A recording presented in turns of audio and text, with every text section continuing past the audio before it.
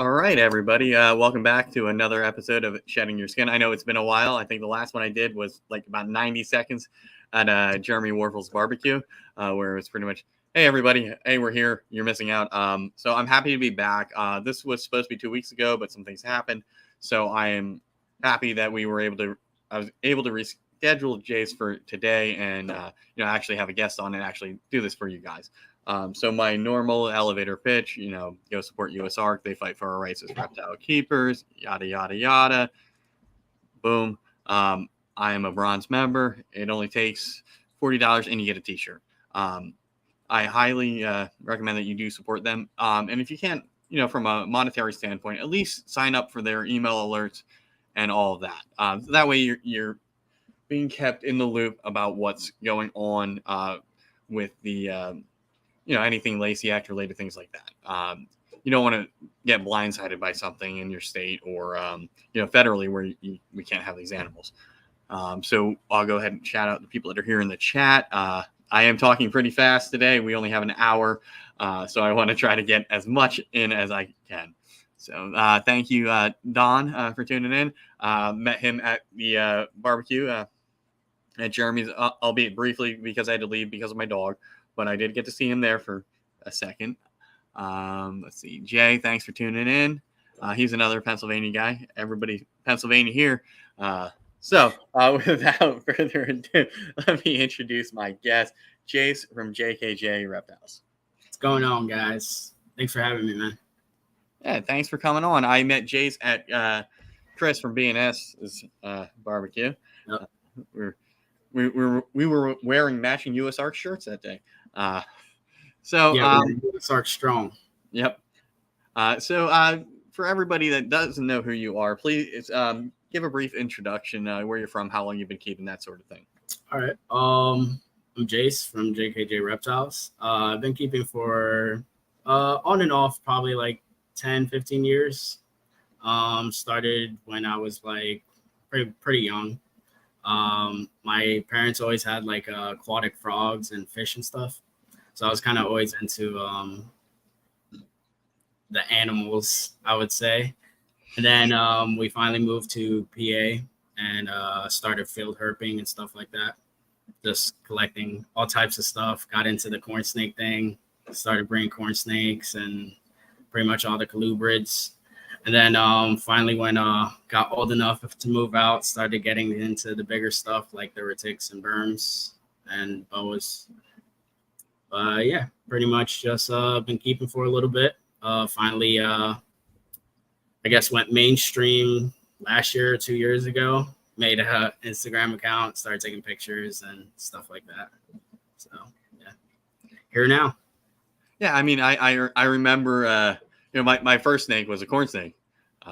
Now this was back. Like everyone starts there. Yeah, but what amazes me for me, and I probably told this story countless times, either on my show or on somebody else's show, where this was, I want to say like 1995, 6. I was very young, second grade maybe. So my parents actually found a breeder back then, and my parents have no clue what goes on in this world of reptiles, right? Yeah. So somehow they found a breeder and they let me pick out this albino corn snake at the time. That was kind of cool, right? Back then, there weren't as many morphs and colorations things going on in corn snakes. And it was that or a ball python. Apparently, the ball python was too big for me to have then. But my parents gave me the same spiel about that. But I just looking back on it, it's like, wow. One, they let me deal with these animals. When I was in high school, I didn't have a collection like I do now, but I definitely had, your not normal pets. But the fact that they were able to find a breeder back then just amazes me. Yeah, that's pretty awesome. I remember searching Craigslist for stuff for trading leopard geckos. I used to have a whole bunch of leopard geckos that I would sell and trade on Craigslist. Yeah, I got one of my breeder males that I have now, I wound up getting through Craigslist, but I did find the snake on Morph Market. So I eventually went through that route. So, the person got a nice review and it's my first clutch. So I was happy for that. But now it's like Craigslist, maybe to let animals go on. Mhm. But I don't know if I'm going to.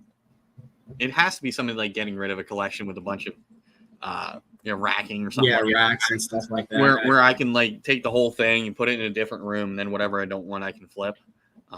Not that I support flipping, but sometimes a deal's a deal. Oh yeah, especially if you're getting a big collection, you know. Yeah, like if I can get an ARS rack full of stuff, all right. Yep. Yeah, For sure. and it, for those that can see behind me, a lot of my stuff is homemade. Yeah. The racking you can't see that is directly behind me is DE6 and Sea Serpents Okay. that were purchased, but everything else has been pretty much made by me. Yeah, Or that's I had a whole bunch of Sea Serpents. That's where I started with them, the hot boxes and all that stuff. Yep.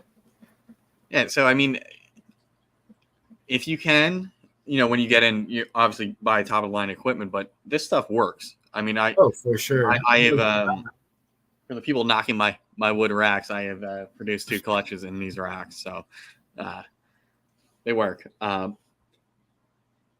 Yeah, you said you've been keeping for a while. You have a variety of species, which it's nice. You're not just one of these other knuckleheads like me. That's just all ball pythons. I mean, at least for me breeding, that's what I do. But I do have other animals here as well. So with that knowledge that you've gotten, having multiple species, what's the most like difficult animal so far that you've had to encounter? I feel like they all have their own little pros and cons. When it comes to feeding, definitely the ball pythons are my most difficult. But I feel like everything has its pros and cons. The way I look at it is like if I'm in the mood for something, then I'll probably go lean towards that a little bit more. So like if I'm feeling like I want something a little bit bigger to actually handle or show off, then I'll probably go for the berm or the retic, or if I'm just hanging out, probably go for the boa, Right. But most of the time my kids are around, so like I usually have the ball pythons out. But I feel like the most difficult would probably be the retics, just because of their size, Right. And the retics I have tend to get a little spicy, so they do have a little bit of attitude. But otherwise, other than that, I don't mind anything. I kind of like to put my hands on everything. Yeah, me too. And then I get tore up. Yeah. A very feisty blood python. Still feisty. Yeah, I heard, man. He's gorgeous though. Yeah, that's it. That's his redeeming quality. I have named him Lucifer. But again, it's I had a boa, and that's a different experience than ball pythons. But a blood, the how you handle them is different, and how they react to you is different than a boa or a ball python. The approach with them is like fine, and then it decides it hates the world, and it's biting your nose. Yeah.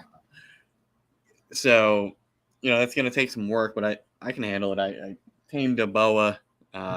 He's still a butthead in the enclosure, but I've now sort of been able to coax him out, and once he's out, he's fine. So it's that like cage aggression thing. Yeah, it's kind of just a defense thing.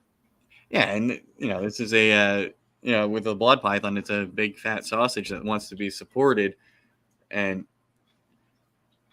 again, reading it's just so different. But I'm happy to have it. I mean, it's a great looking snake, and I want to eventually get into breeding them because not many people are.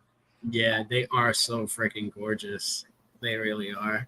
Like I keep telling myself, like I want to get into them, but I'm like, I don't have the space. Don't do it. Right. Don't do it to yourself. It's like if you just get one, and then it needs a friend. So.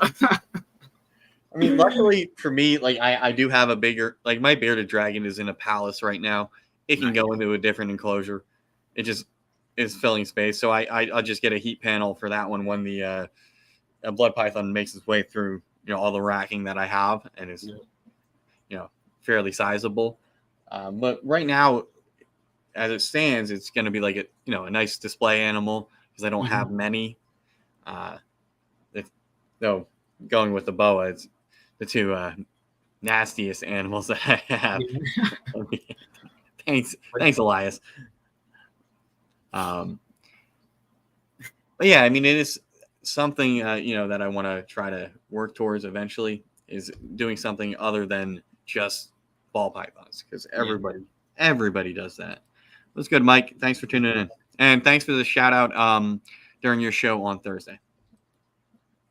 It's definitely easy to get into. It's also easy to like I said, grow your collection to where you're like, you stand back and look and you're like, wow, maybe I should slim down just a little bit, Yep. And for me, at least with ball pythons and some of the other stuff, I definitely want to start to get lean. Just because one space is a concern. I can't fit more racking on this wall. So what don't I need as far as like pets go? Yeah. This is, I want to focus on this as a business, or at least a self-sustaining hobby. And if I have walls taken up by leopard geckos that are just nice to look at, aren't paying the rent. I mean, I do bring my own dubia, so it's not that big of a deal to feed, any lizard that I own. Oh, that's cool. But it's, just want to move out, at least at this point, from some of those species, just because they're taking up space. Not that I don't want to keep them. Yes, I need room for the ball python, since that's what I'm most invested in. It's true, though. It's like I work with John and Haley from Kale Constrictors, and ever since I got in with them, it's like I'm just addicted to the boas, man. It's just like they're freaking gorgeous, and their temperaments and like their different personalities and like just all the different color morphs and stuff like that. It's like, man, it's like I need more of it, Yeah, and they have some very nice stuff. Oh yeah, their collection is gorgeous. Yeah, they have some gorgeous stuff, really good stuff. Yeah, definitely go check them out. And so that actually gives us a perfect segue into this. So Jase is currently, I don't want to say apprenticing, but getting mentored by John and Haley. Pretty much, yeah. And Chris from BNS Reptilia. My guy, yep. He's my guy too. Hooks me up with a bunch of snakes for rats and racking for rats and whatever. He's been great to me. So with working with those two brands, those two people, what are you taking away from that? Because a lot of us are just out here doing it on our own, and messaging people when we run into issues, but you're actually getting a firsthand, sort of mentorship from these guys. Yeah. So, I mean, how's that working out for you? I feel like I got super, super lucky, to be completely honest. Not everyone is like willing to teach everybody or like even accept people into their collection, what I mean? So I feel like that's like a super big blessing in itself, because like not a lot of people are going to do that. But at the same time, it's like when I started younger, I really didn't know anything. So it's like now I kind of gave myself like a restart to like what I actually want to do and like what I actually want to keep. So that's why like I really like working with John and Haley, and especially Chris too, because like it's learning a whole bunch of stuff that I didn't know before that I thought I did know, so it's like being almost like corrected in the right way, if that makes sense. It's like you go there and you ask a whole bunch of questions and like they're willing to answer them and stuff like that. So it's like you kind of got to understand like where you're going wrong or like what you can apply to your collection or stuff like that. So like I definitely think it's a great way to go if anyone can get mentorship from anyone, what I mean? Because the way I see life in general is like you can learn from anybody, even if it's a child, you can still learn something, what I mean? Start to laugh more if that's what you take away from it or whatever. but I feel like you can learn from anybody. So especially in this hobby, like you got to constantly keep learning and growing to keep new things and stuff like that.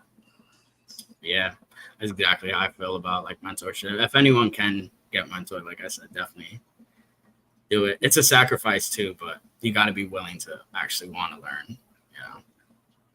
Oh yeah, that makes sense. And for me, that opportunity is almost as good as like a Patreon membership, let's say, from a bigger breeder. Yeah, for sure. It's not better.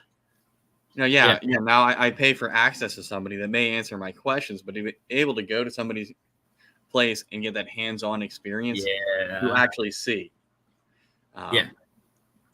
Or, because everybody's telling me, oh yeah, you should. This is how you palpate. Watch the video. It's like, well, if you were here standing next to me and you did it, and then I did it, and then you told me what I should be feeling, I might understand it a little bit better. But to not have that, it's just in a group chat or whatever. It's it's much better in person. And that's like I didn't know like you can like bump boas, like instead of pop them too. Like you can pop ball pythons and like stuff like that, or probe them. Like I always used to probe them.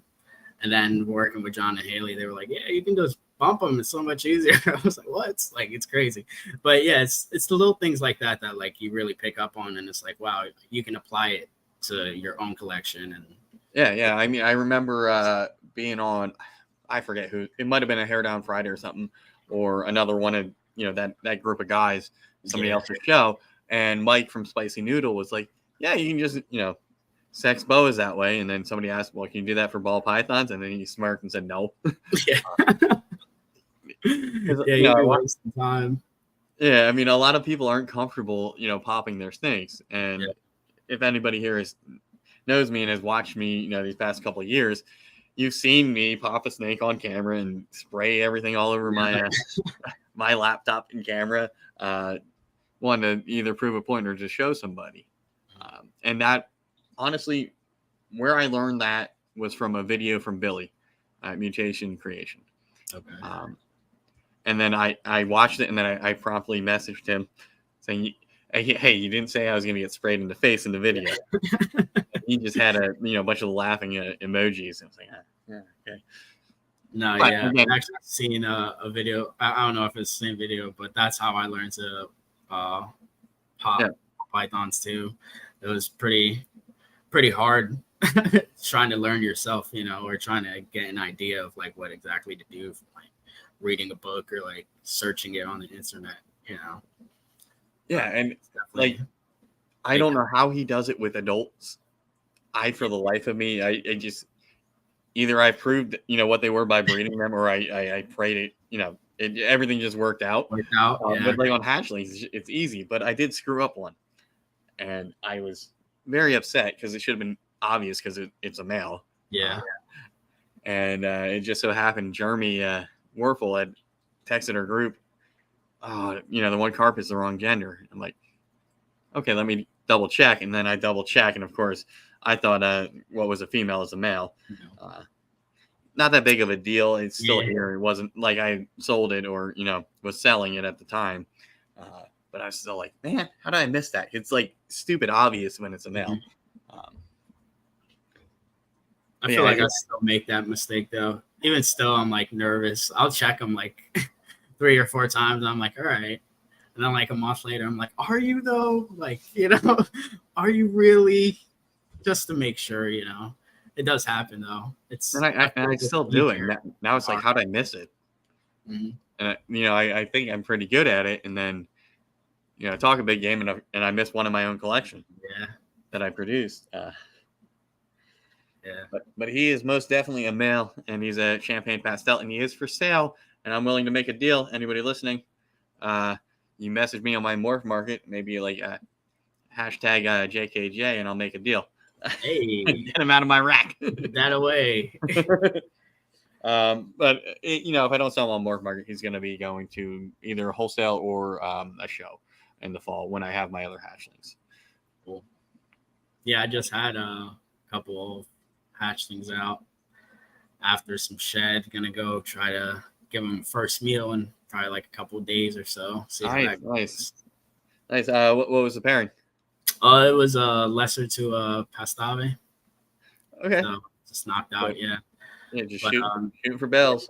Shooting for bells. And the crazy thing is I hit 1 bell. Out of 8 eggs, 7 were good. And I hit 1 bell. So I was like, wow, great. But they all look really, really good, like in color and like pattern and all that stuff. Like they're awesome looking, to be completely honest. I keep telling myself not to hold any back. But I'm like, Yeah, probably end up holding a couple back just to say, you know what I mean? Oh yeah, I produced them, or yeah, I'm still like that. And honestly, the one that I wanted to hold back, it wound up being a male, and it was a giveaway. It was a champagne het pied, so visually pied looking, and the thing was stunning. But it was a male, and I had no need for it, and had it been a female, I would have given away like 2 snakes from that clutch instead of that one to the person that won the snake through Jeremy Warfel's 1,000 sub giveaway. But had I sold it, that snake, I would have regrets. Yeah, but it was a giveaway. So I feel like I have that. I think about it all the time. I had a mahogany female, and she was like, had to be like 8 years old, something like that. And I ended up selling her, and still to this day, I'm like, God, I could have paired her to so many different things, like why did I get rid of her? Like, it was stupid, but it's like, it is what it is. I feel like everyone has those though, those are regretful sells or buys. Yeah. Hey, what's good, Malacio? And hey, if you still want to get your ball python fix, tune in tonight for Sophisticated Ignorance on Malacio's channel with Constrictors. I feel like I should give a shout out because, you've had your entire block of the entire day, Nicole, me, and then you got Glenn and Billy, and then whoever else is after that. John Feely's tonight, Malacio's tonight. Yeah. I'm sure I'm forgetting other people, but I mean, Saturdays are for reptile podcasts, right? For sure. I think Flexing and Finessing, they might be on tonight. Yeah, there's a lot. And if I'm not watching your stuff and I am subscribed, it is on a playlist that I actually put on when I'm cleaning or just doing whatever in the reptile room, house, apartment. So it does get watched. So I just want to put that out there. All right, that aside, so back to ball pythons. Mentioned you had a clutch that just hatched, and you're about to feed. What clutch is this for you? Like in the entirety of Jase keeping ball pythons? Entirety, I'll probably say my 3rd ball python clutch ever. Okay. Something like that, yeah. I passed out like normals and pastels before, but that was like, So this is like to date, your biggest as far as the pairings go. This is like the actual start of like something that I was like, all right, I'm gonna make this happen, So awesome. Yeah, for sure. Yeah, I feel like last year, the female I bought as a male wound up being het for pied, and I didn't know that it was a female. It was doing female things. I tried to pop it. Things. Bowl wrapping, much bigger than a, Oh yeah. 1,200 grams, and I don't think I have a male that's bigger than 800. But it bowl wrapping, it was like, okay, let me pop it to make sure. And of course, a snake that size isn't going to let you, or is going to look like it's a female regardless. Yeah. Because you can't get that, or I'm not good enough at it.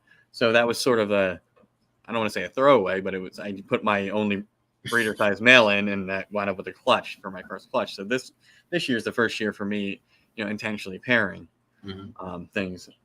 And I only wound up with 2 so far, which is an improvement over, last year. Obviously, you want to get better each year. But yeah, 3 clutches. I have 10 eggs still in the incubator. Unfortunately, the one clutch I was trying to hit pumas with. She gave me 8 eggs, 2 slugs, 1 dud, and then 2 of the eggs died. And it's like, man. Yeah. So I have no clue what actually happened. I never saw a lock. Yeah. So it's either a partho, retained sperm, or that ivory actually locked. So we'll see. In 10 days or so, when That's I feel comfortable. exciting though. You know, see what it is.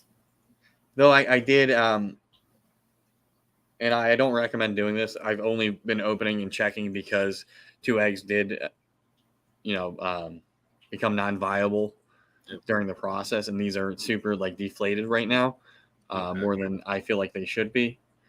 So I have been checking that clutch a little bit more, and I did see a snakehead moving around when I candled today. Nice. But I wouldn't recommend opening your incubator too much. If you want to be one of those people that looks in, get an incubator with a glass door. Yeah. But again, I was concerned about this one because of the history with that clutch. But the other one, 7 eggs from the Super Pastel Leopard Butter to my butter, they're all great. Still plump. So I'm excited. Again, trying to hit bells this year. Yeah. Some of the other pairings that I was doing, either they're going to be really late or we'll try again next year.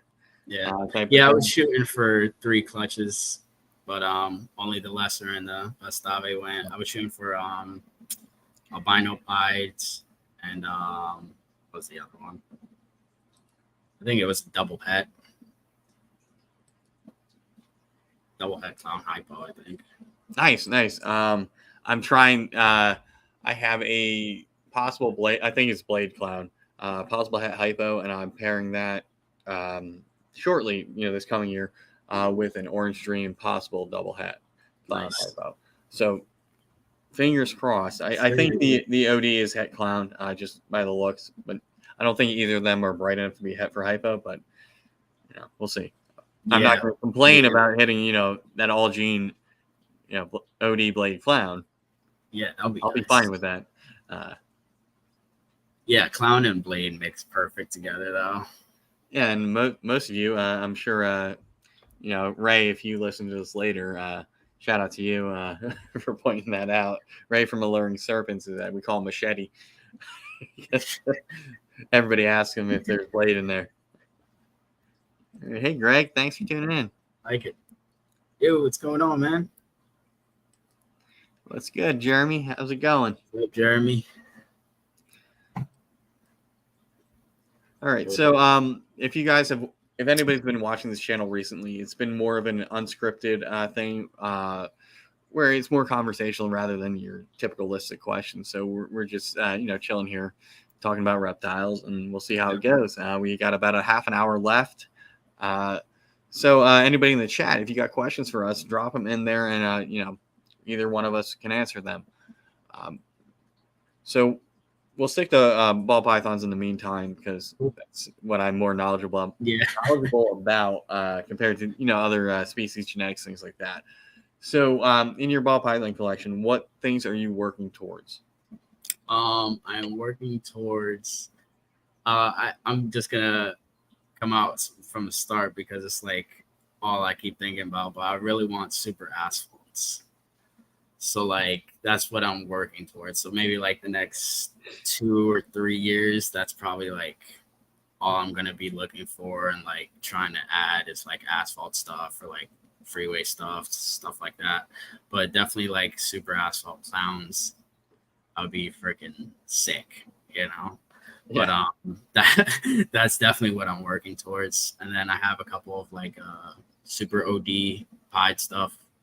I'm trying to mix in with some clown stuff, some leopard stuff too. So that's probably like my biggest ones that I'm shooting towards.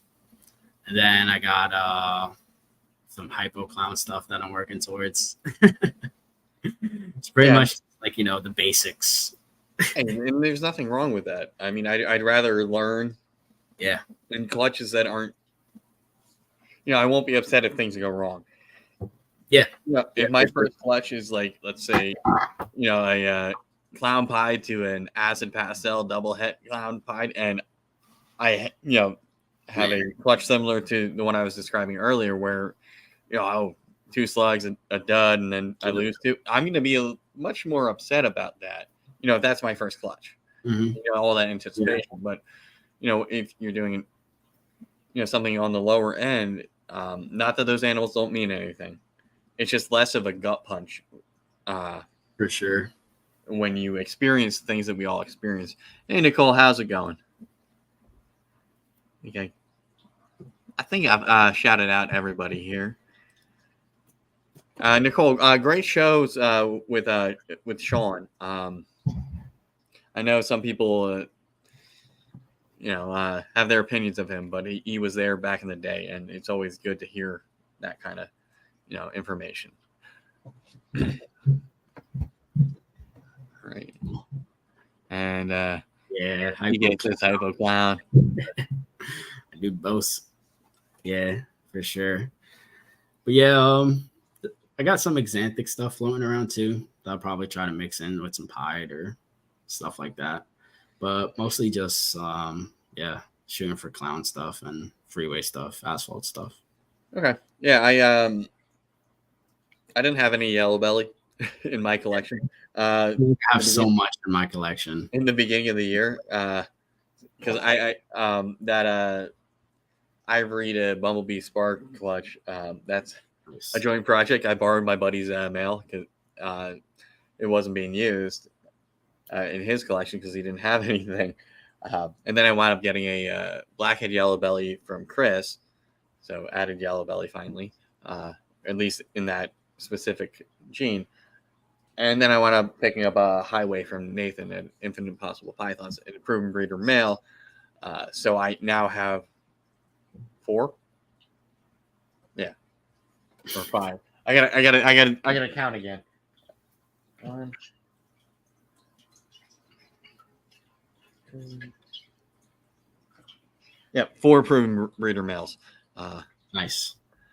Yeah, I was turned off because I just got one on Wednesday from Kai. That's gonna set me ahead.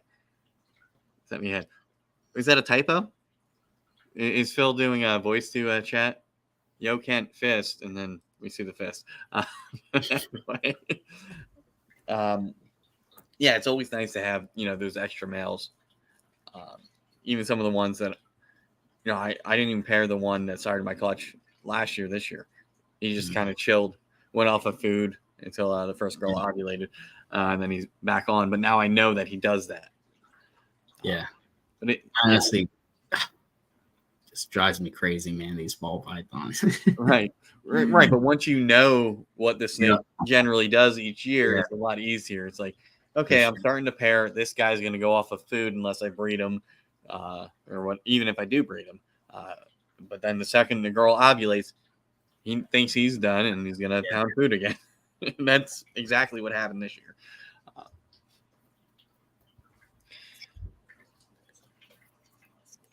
Oh, come on. That's dirty. I never said this was a kid-friendly show, but the chat is always good for some laughs. Okay, welcome, Nelson. Shouting out Jase's haircut. Yes, sir. My brother-in-law. Much love.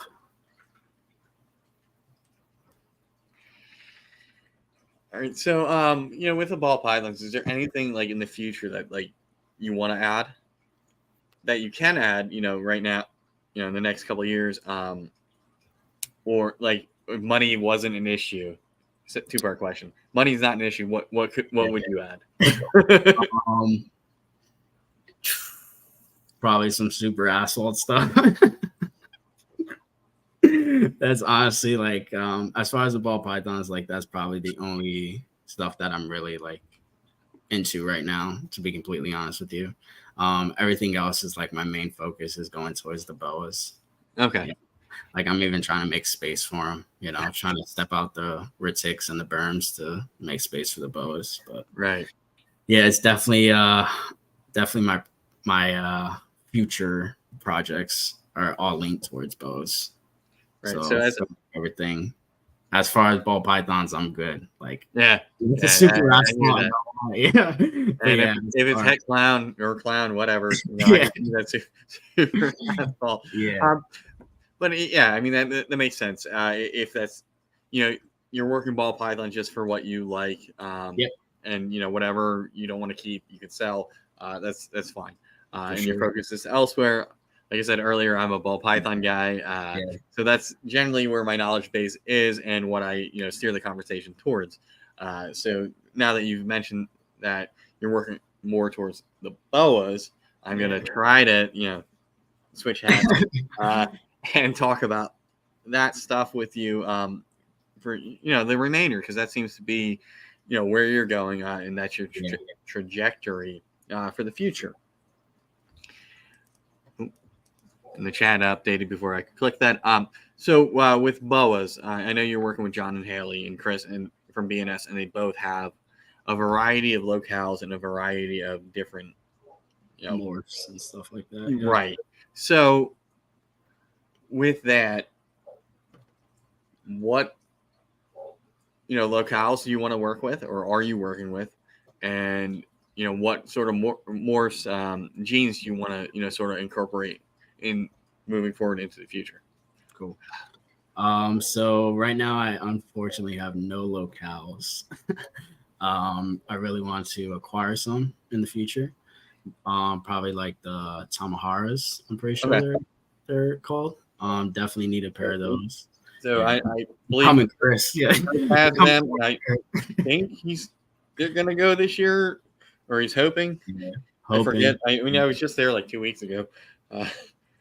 Yeah, they're freaking gorgeous, man. I like locality stuff. But I definitely in the future hopefully get a pair of those, and a probably like the Costa Ricans. Get into the Costa Ricans, they're freaking gorgeous too. I'm pretty sure are they they're like I'm pretty sure it's like a ground boa, but they're like Dominican boas. Okay.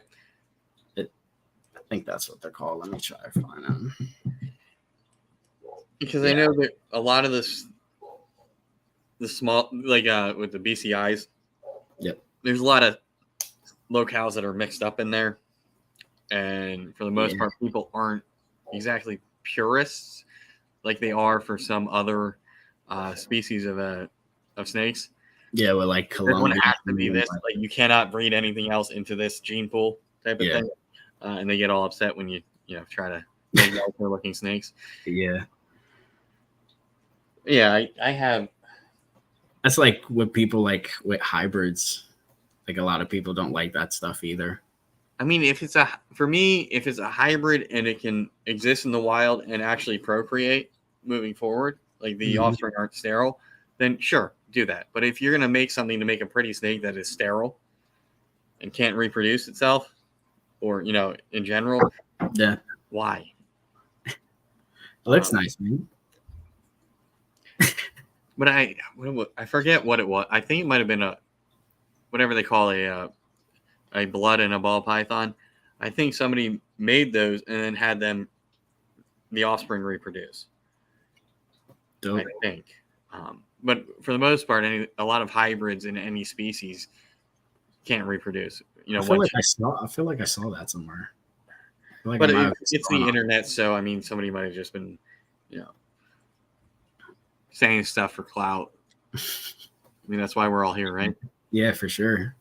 Go follow me, shameless plug. JKJ. Exactly. And if you're not following Jase, all of his links are in the description to the video, and you should be following him because he's sharing out some pretty good content.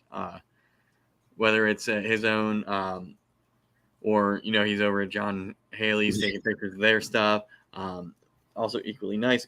You're also sharing some pretty nice photography stuff from was it Nathan Jordan? Yes. That I'm seeing. Awesome too. Yeah. I'm also like I love venomous stuff. Like I love like rattlesnakes. Like I don't keep any currently. I don't want any. Like I don't keep. You said currently, so maybe when the kids are grown and out the house, maybe. But yeah, they are so gorgeous just to look at. Like honestly, like, and I do that with stuff like in my collection now. Like I'll just open the tub and just stand there and like, yeah, you're freaking gorgeous. Like. I don't know. It's kind of just something I do, but yeah, I really like pretty stuff, whether it's ugly or not, but you just got to know what you're doing most of the time. And not be dumb, or Right. Right. I feel like if I were to ever own a venomous reptile, it would have to be native to Pennsylvania, and I can keep them with a permit in my fishing license, only because chances are I'll probably get bit by it at some point. It is what it is. Man. Yeah, you're gonna need that. So I want to hedge against that. I can get a gaboon much easier, probably even cheaper. Yeah, but that can kill me. Yeah. They're definitely nothing to take lightly. It's almost like the way I see it is like it's carrying a gun. Like if you're licensed to carry a gun, then you're not gonna wall out with it. Hopefully not.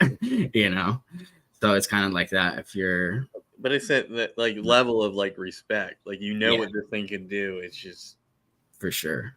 Yeah.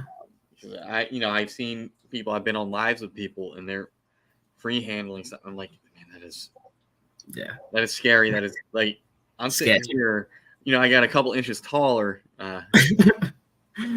Watching that stuff. I don't want to be, in a news article because I was on a live with somebody that got bit, and it's like, oh, this guy.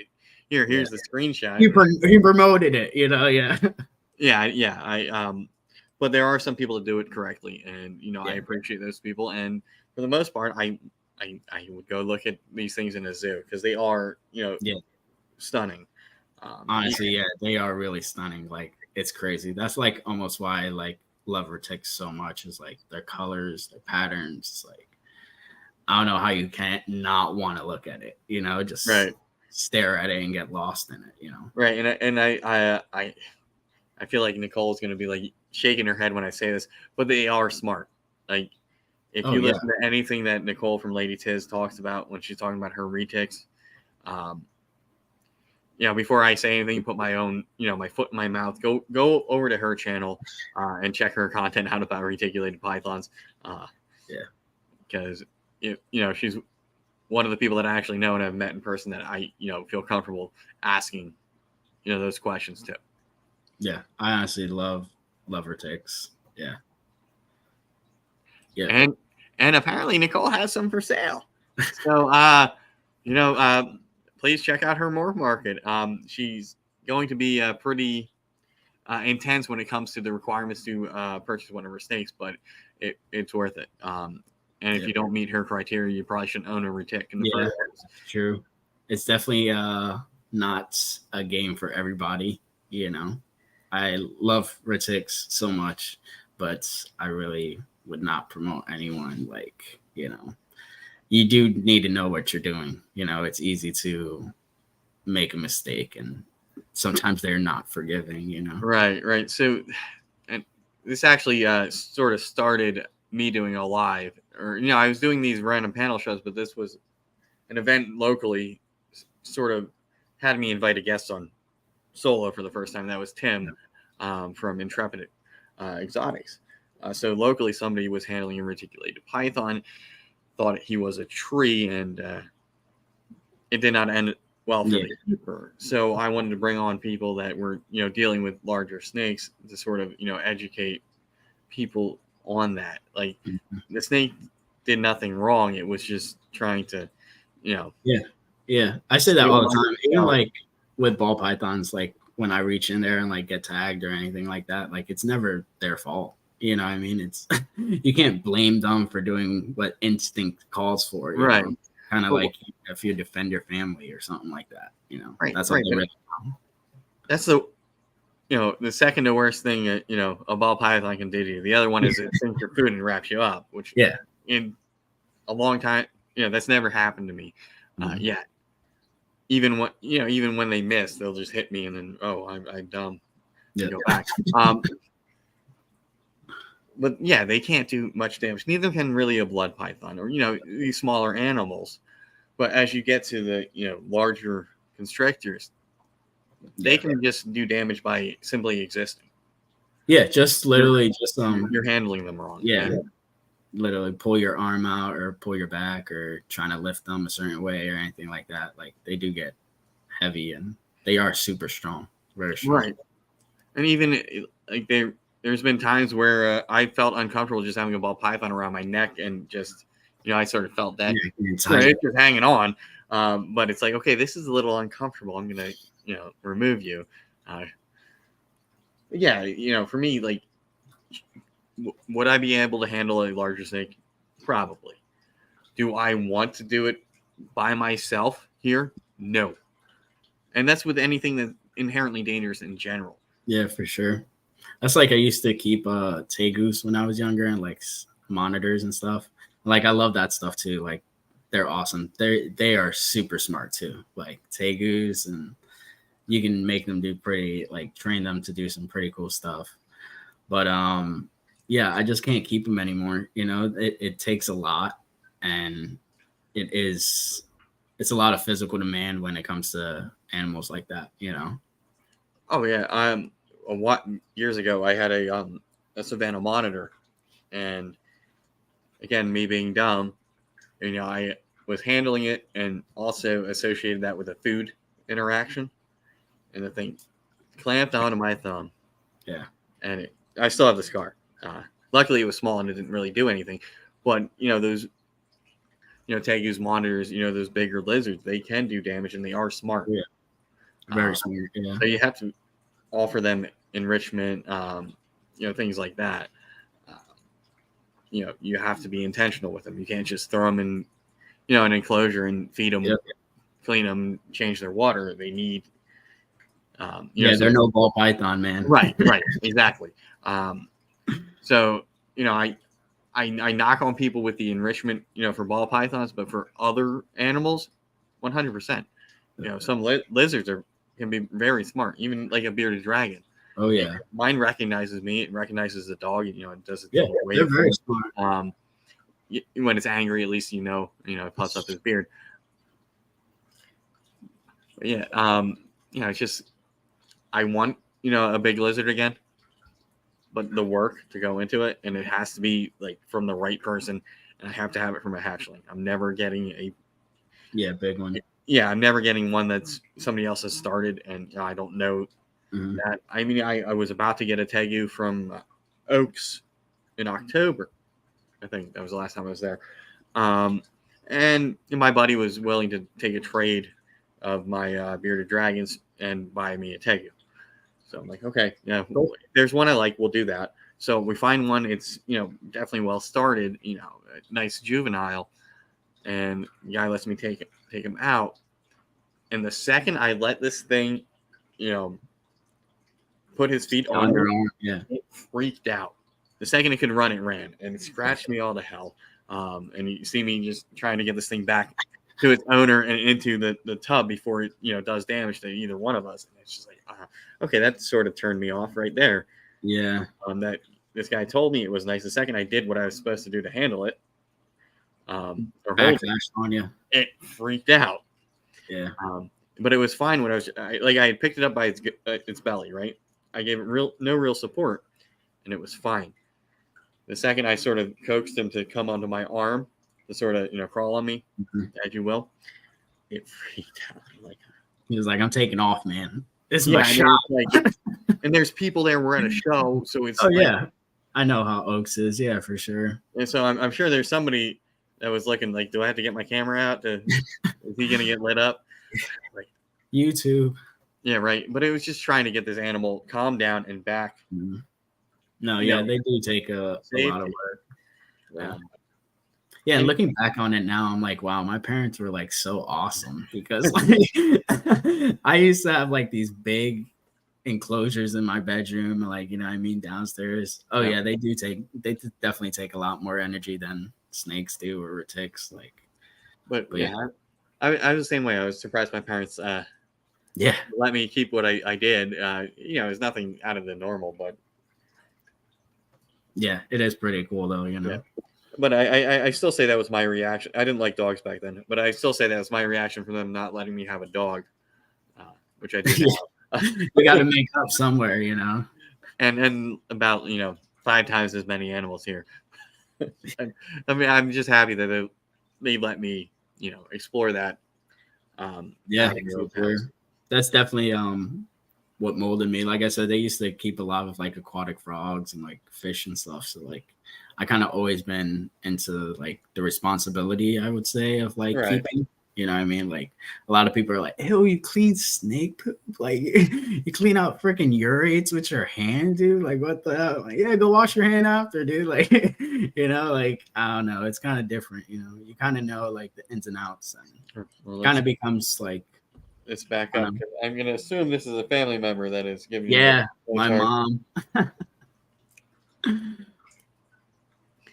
Yeah, I mean, we all clean up, lots of poop on the weekends.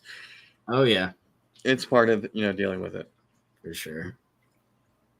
Yeah, you get used to it. It's my Saturday or Sunday routine depending on the day, and what animals. But yeah, I wouldn't change. Investing in these animals, bringing these animals into my home. What's good, Benji? Thanks for tuning in. So now we're getting towards the end, and I know we segued away from the bow as we talked about you getting into locales and things like that. And this happens on my channel. We'll ramble, we'll go on to other topics, but I do want to get this in before we end this in a couple minutes. What sort of morphs in boas are you looking to get into as you start breeding into the future? So I am going to VPI the world, man. Yeah, I am like super addicted to VPI stuff and IMG stuff right now. Pretty much everything that I have has either a little bit of VPI in it, maybe like some anery in there too. Okay. But really leaning towards like Key West stuff. I love Key West and VPI mixed together. They're awesome. And Orange Gasm. I love Orange Gasm too. It's like super underrated, so underrated. So nice. Yeah. But yeah, pretty much just VPI stuff. I recently got a girl in that I'm gonna try and breed, hopefully later this year.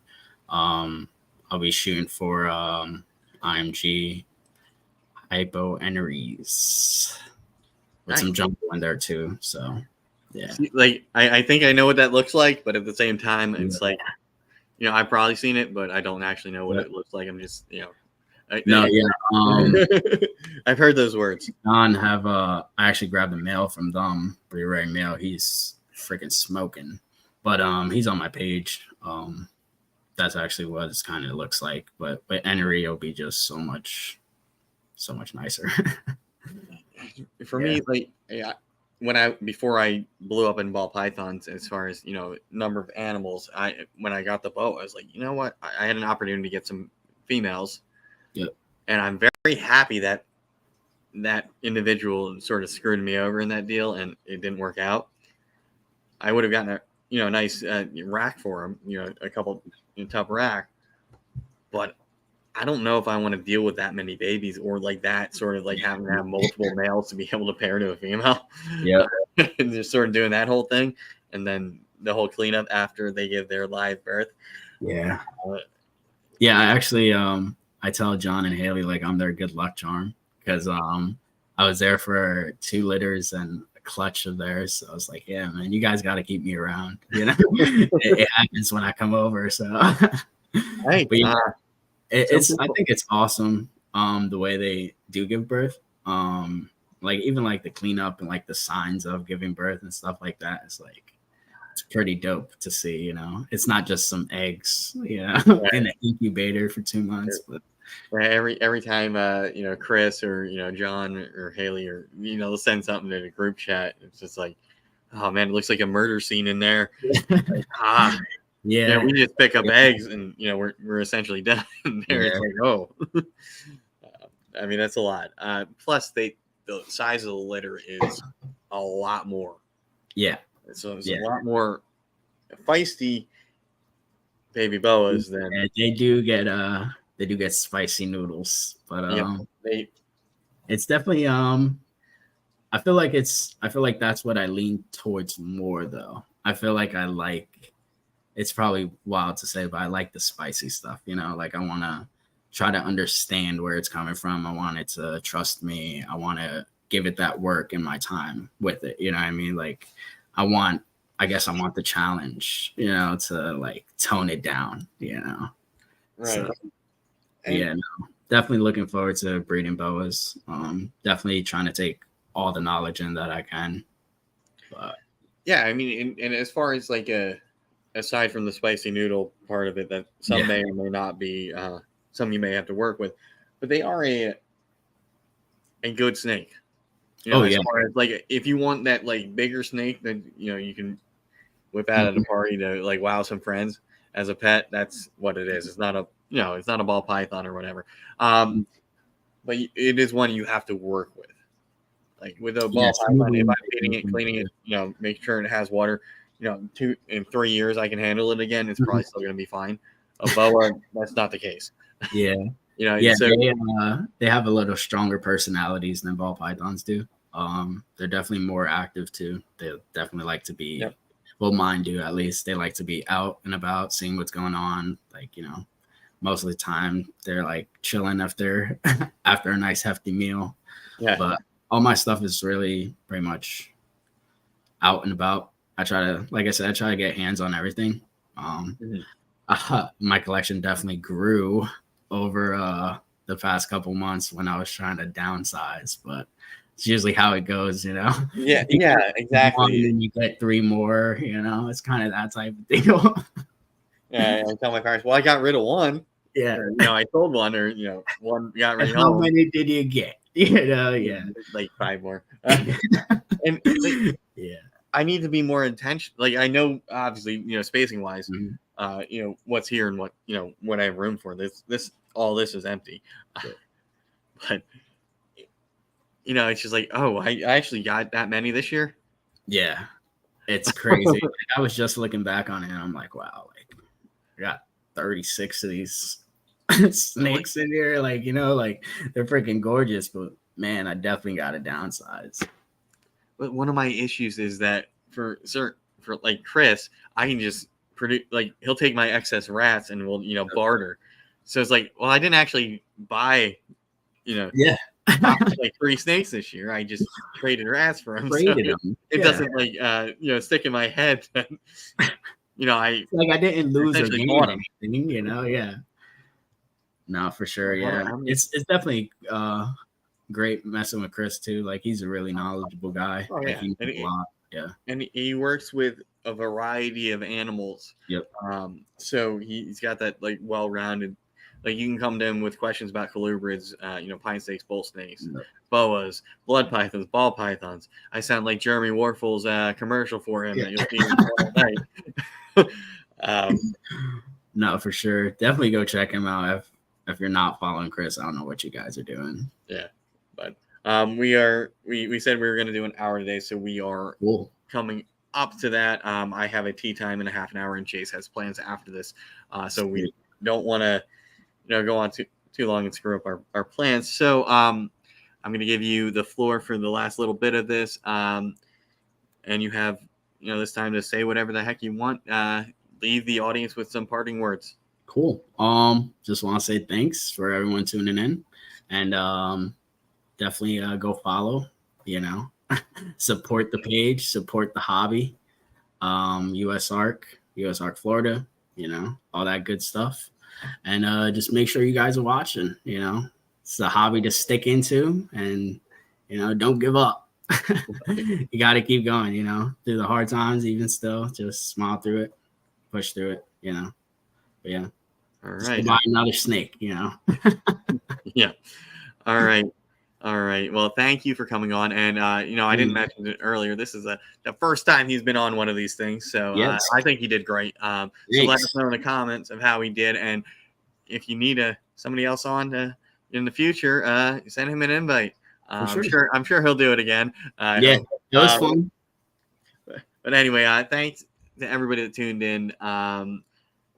Go check out everybody else's podcast throughout the rest of the day. If you're not interested in that, go watch some preseason football, but enjoy the rest of your weekend and the rest of your Saturday. Go support US Arc, and I won't be here next week, but I will have a pre-recorded video for you because I have a concert. So it'll probably just be a recap of my breeding season since I'm haven't been really good at putting out videos and just giving you guys some updates.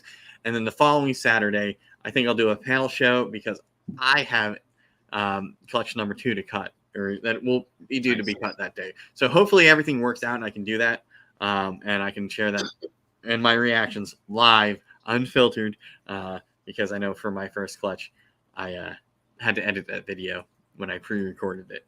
So you missed out on all my fun stuff that I said. But anyway, thank you all for tuning in, and like I said, enjoy the rest of your day. If you haven't already followed, subscribed, whatever, to Jase over here, please go ahead and do so. The links are in the description, and I will see you next time.